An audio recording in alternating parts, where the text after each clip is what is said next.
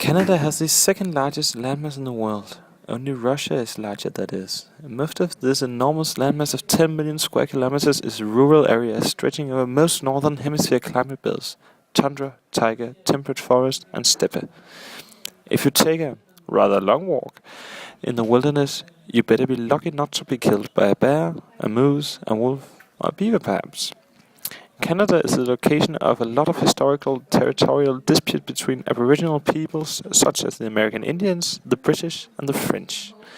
These conflicts still live today, with an increasing number of separatists in Quebec as an example. Throughout the 21st century, various Canadian governments, with that of Trudeau being the most remarkable, working for acceptance of diversities and differences, creating a so-called multicultural society.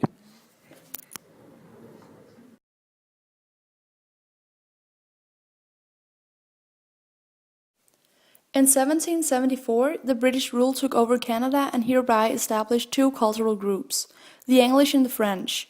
This became the first form of representation towards the multicultural society of Canada. A very important character in the evolution of Canadian multiculturalism was John Buchan. He was appointed Governor-General of Canada in 1935, and he fought for the idea of a multicultural society. Even after he had left his office, he would keep on promoting the idea in Canada. His legacy was very important since he created the positive discourse of multiculturalism. Canada's multiculturalism policy was a pact introduced in 1971 by the Prime Minister Pierre Trudeau. The intention and the purpose of this act was to acknowledge and accept all the citizens of Canada as Canadian citizens, regardless of their race, ethnicity, religious beliefs, or native language. The policy was not established to a legal extent, but the upbringing of the pact and its implications was the beginning towards the multicultural Canada we know of today. A few years later, in 1977, the Canadian Human Rights Act was implemented in Canada. It was all about making sure that all individuals in Canada had equal rights. The Canadians should have the options to achieve and strive after the life they wanted to live without being discriminated based upon their ethnic origin, color of their skin, religion, age, sex, sexual orientation, marital status, family situation, or possible handicap. Another moment for the Canadian multiculturalism history was when the Canadian Charter of Rights and Freedom Act was established in 1982. The point of the act was to implement human civil rights in the Canadian society. It was to assemble the Canadian citizens around a set of principles which represented and protected the basic human rights.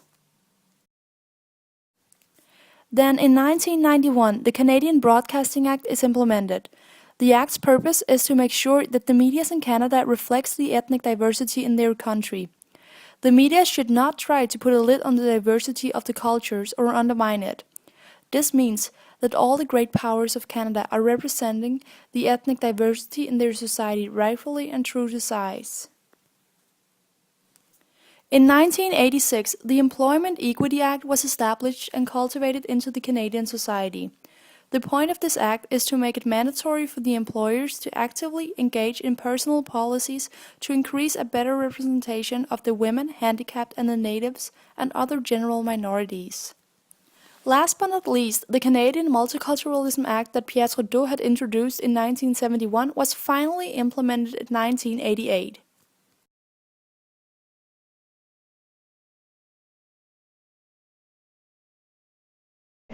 It's understood that the key to a multicultural society is integration.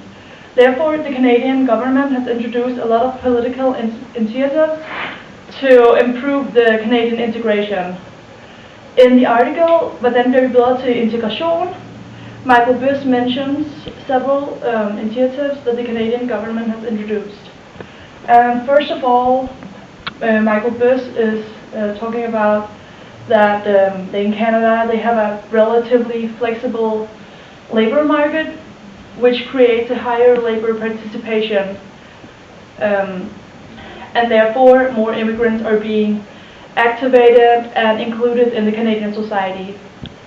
Also, the second initiative is how educational documents are easily accepted at the labor market in Canada, which speeds up the integration process.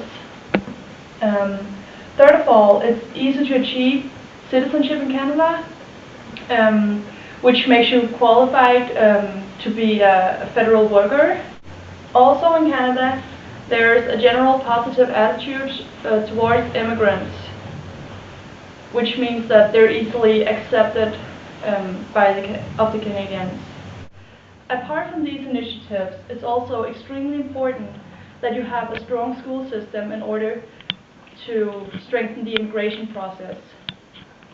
In the articles, sådan får man et skolevæsen i verdensklasse and visionen for den nye stærke skole, it's emphasized that a strong school system, like they have in Ontario, is a way to reduce social inheritance between the immigrants and the Canadians. The strong school system, with a high academic standard, strengthens the secondary socialization, which helps the integration process. But there's also a lot of criticism towards the Canadian multiculturalism, and we found 3 theses in the English and social science material, which we've chosen to focus on. A general thesis is whether the majority should adjust to the minority. This problem often occurs when the reasonable accommodation conflicts with the Canadian legislation. A reasonable accommodation is an adjustment made in a system to accommodate the same system for an individual based on proven need, and is used in Quebec to prevent indirect discrimination. But the reasonable accommodations have been criticized for assigning privileges to ethnic minorities, which threatens Canada's national values and legislation. There are a lot of examples of this in the article De rimelig tilpasningens land. For example, a Sikh boy who got a permit to carry a knife due to religious reasons, even though it conflicts with the Canadian legislation. Or a Muslim dad who was charged for sexually abusing his daughter, but got a lesser sentence due to religious reasons. In these cases, the minority's needs were served to create a multicultural society, even though they conflict with the values of the majority. But is it fair to overlook the general Canadian values and legislations just because you're dealing with ethnic minorities, or is it a necessity to a multicultural society? Our second thesis is, does the Canadian multiculturalism lead to a segregated parallel society? This particular thesis represents itself in some of our English material. A short story called Everyone Talk Loudly in Chinatown. It's about a girl living in Chinatown and how she feels segregated from the rest of the Canadian society. We have also found criticism towards the multiculturalism in Canada through some of our social science material.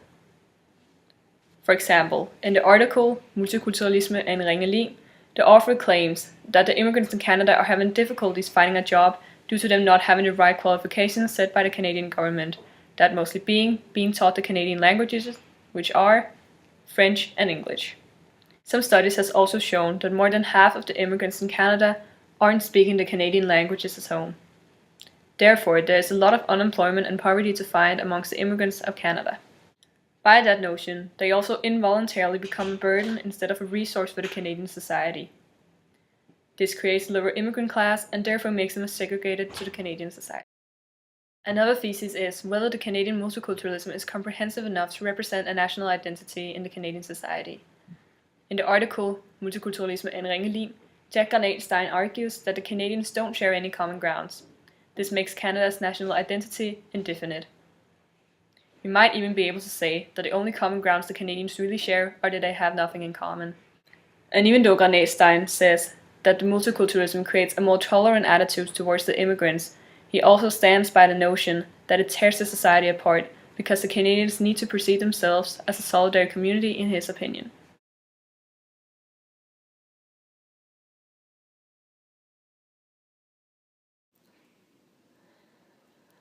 The future of multiculturalism in Canada, seen through our eyes, can go in some different directions, mainly 3 in our case.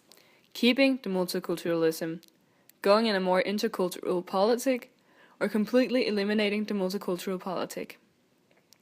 In order for this Canadian multiculturalism we know of today to exist, it must be accepted that in some situations the majority simply has to adjust to the minority. Also, the Charter will have to overrule the Canadian legislation, with few exceptions. For example, the sentence of the father's sexual abuse of his daughter shouldn't have been lessened and creates the wrong picture of multiculturalism. All of this would be in order to keep the multiculturalism that Canada so desires. If we take our basis upon the second thesis and look at it, Canada would have to make a greater effort to teach the language to immigrants in order of giving them grander opportunities of getting jobs, and this way giving them a stronger basis as immigrants when they enter Canada. This way, they also won't be a burden and therefore won't create a lower immigrant class, which would otherwise segregate them for the rest of the community. It is very difficult to build up a strong national identity based on multiculturalism, but it isn't necessarily necessary. A report on the Canadian multiculturalism shows that intolerance and xenophobia is more likely in absence of multiculturalism and when a strong national identity is present. So a strong national identity doesn't really belong in a multicultural society. The second direction is an intercultural politic. The focus here is still the cross-cultural dialogue and the importance of multiple cultures existing in the same country and respect of the immigrants' original culture, but in the intercultural politic, the immigrants have to adopt the language, politic and national community. Therefore, in an intercultural society, the majority don't have to adjust to the majority have to accept and welcome the minority, but the minority's needs shouldn't affect the freedom or laws of the majority. For example, a Sikh boy's religious need to carry a knife wouldn't overrule the Canadian legislation. If Canada chooses the intercultural direction, it is also important to integrate the immigrants into the Canadian by making a great effort of teaching them the language, for example, for the same reason as said before, so they will become a resource and won't segregate from the rest of the society and so on. The national identity will be created in the linguistic, political and national community which the whole Canadian society has in common and is stronger than the Canadian multiculturalism. A national identity is a common and generally shared set of values and ideologies being held by the citizens of a nation.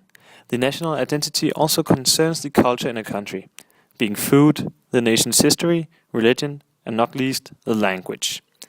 Most nations have their own rather well-defined national identity concerning most of the above and a lot of other things. This is a result of and results in that a nation's inhabitants are a somewhat homogeneous lot, resulting in a large scale of agreement internally in these nations, which allows processes of legislation to move rather fast. The homogeneous population and the shared set of values make room for some common definitions. What is, insert country of choice, Italian, as an example?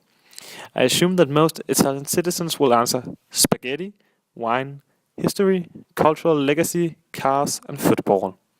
These shared values make it easy for people to interact and find a common understanding of the world and, more important, the nation. I see all of the above as being good things, creating unity in a population. I can of course see some negative aspects of a well-defined nation identity as well. Internally in a country, the regimentation of the population caused by this shared set of values has the effect of suppressing, indeed, very minor minorities' values and ideologies. Of course, not directly through active legislation, but a general Western law does indeed conflict with, as an example, Sharia law. Then there is the discussion about conservatism. Of course it is, to some degree, an act of conservatism, wanting to construct and preserve a national identity with the purpose of having this famous shared and common set of values for the majority. This might be so agenda-creating that it may be directly oppressing to a lot of the minorities. All these points lead to my conclusion. I think that it is crucial to have a well-defined national identity if you want a country to function efficiently. It is also a matter of principle that a country should be something defined that gathers the population in unity. I do not agree that the Canadian multiculturalism does suffice as a national identity. That said, I could see how tempting it is for some countries, such as Canada, not to define a national identity, creating a more flexible society for immigrants. So how will Canada handle the problems that occur in a multicultural society in the future? We believe that Canada won't make many changes in the multicultural politic. Today, multiculturalism is very characteristic for Canada, and as shown in the first thesis statement, the positive attitude towards multiculturalism in Canada has existed for a long time. By now, multiculturalism is very embedded in the younger generation's identity, partly because they have always been conscious of the Charter of Rights and Freedom. We also have a theory that multiculturalism isn't as bad as portrayed in the media. We believe that Europe and some politicians are afraid of the multiculturalism, and therefore they create a scare story. And of course, there are complications with multiculturalism, but the perfect solution doesn't exist when it comes to integration systems. Instead of Canada adopting a new society structure, we believe Denmark should strive for a more multicultural society.